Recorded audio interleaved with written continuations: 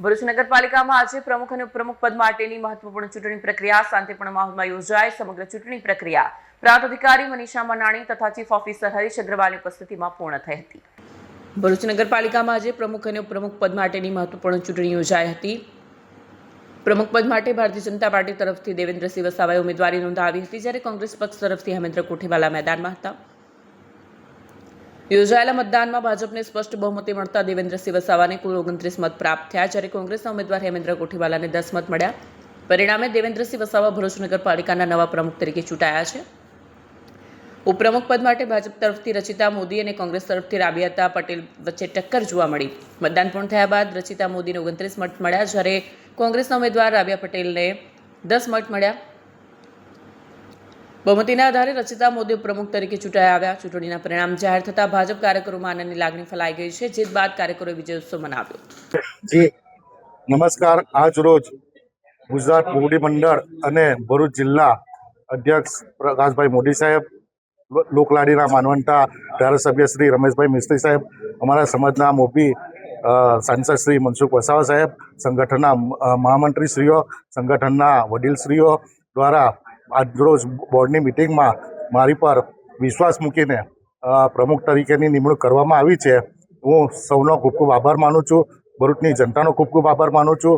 આ વિકાસના કાર્યો અમે સાથે મળીને દરેક સભ્ય સંકલન કરીને પૂર્ણ કરીશું. એ જ અભ્યર્થના. ભારત માતા કી જય, વંદે માતરમ, જય જય ગરવી ગુજરાત. પછી તમે કોને પહેલા પ્રાથમિકતા આપશો? જે અત્યારે પ્રી મોન્સૂન કામગીરી બાકી છે, એ પ્રી મોન્સૂન કામગીરીમાં અમે પહેલાં રોડ રસ્તા અને રોજિંદા જીવનની જે પ્રજાલક્ષી જે કામગીરી હશે એ અમે સંપૂર્ણપણે બધા સાથે મળીને સંકલન કરીને પૂર્ણ કરીશું. એ જ અમે ખાતરી આપીએ છીએ.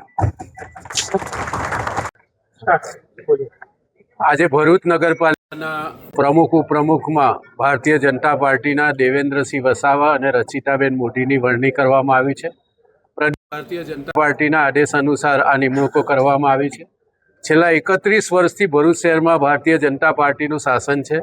ફરીથી 5 વર્ષ માટે ભરૂચ નગરના મતદારોએ ભારતીય જનતા પાર્ટીના નગરસેવકો ઉપર વિશ્વાસ રાખ્યો છે.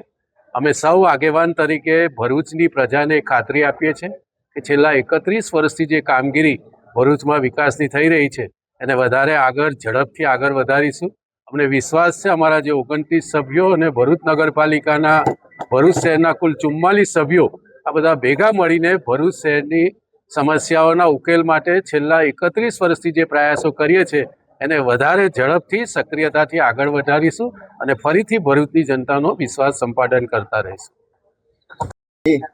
સ્થાનિક સ્વરાજ્યની ચૂંટણીમાં ભરૂચ, અંકલેશ્વર અને જંબુસરમાં ભારતીય જનતા પાર્ટીનો જે જ્વલંત વિજય થયો છે અને ભારતીય જનતા પાર્ટી મોવડી મંડળ તરફથી આજરોજ ભરૂચમાં, અંકલેશ્વરમાં અને જંબુસરમાં જે પ્રમુખ, ઉપપ્રમુખ, કારોબારી સભ્ય, શાસક પક્ષના નેતા અને દંડકની નિયુક્તિ માટેનો જે મેન્ડેટ આવેલો છે અને સૌએ એને ખૂબ જ ઉત્સાહપૂર્વક સૌ ચૂંટાયેલા સભ્યોએ એને વધાવી લીધેલો છે. સૌને ખૂબ ખૂબ અભિનંદન. અને આગામી સમયમાં આ તમામ ચૂંટાયેલા સભ્યો અમારા નગરપાલિકાના પ્રમુખ અને સૌ સભ્યો સાથે મળી અને પોતાના વિસ્તારનો એટલે કે ભરૂચ, અંકલેશ્વર, જંબુસર ખૂબ જ ઉત્સાહપૂર્વક કામ કરી અને લોકોની જે માંગ છે એ પ્રમાણે વિકાસ કરે એના માટે સતત પ્રયત્નશીલ રહે એવી અભ્યર્થના. નમસ્કાર. આજે ભરૂચ નગરપાલિકાની જે ચૂંટાયેલા અમારા સભ્ય હતા એમાં પ્રમુખ અને ઉપપ્રમુખની આજે વરણી હતી.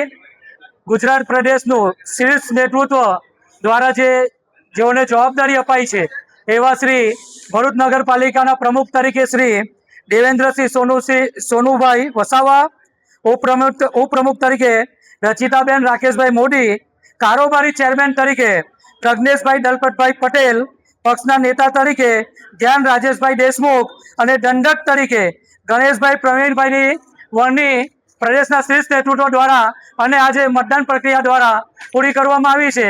અને આ એવું નેતૃત્વ છે ભરૂચ નગરપાલિકામાં કે તમામે તમામ 5 હોદ્દાઓ પર યુવાઓને પાર્ટીએ કરસ દોર્યો છે અને યુવાઓને પ્રમુખ, કારોબારી, શાસક પક્ષ અને અમારા ઉપપ્રમુખ મોદી સમાજમાંથી જે બહેન આવે છે બધા જ યુવાઓને આ વખતે પદ આપ્યું છે અને ભારતીય જનતા પાર્ટીનો વિશ્વાસ છે કે નગરપાલિકામાં સુશાસન સારામાં સારું આ યુવાઓની ટીમ કરશે એવી અભિરચના સાથે વિરમું છું. ભારત માતા કી જય, વંદે માતરમ. વિડીયો જર્નાલિસ્ટ વિરેન્દ્ર પાટીલ સાથે સત્ય ટીવી ન્યૂઝ ભરૂચ.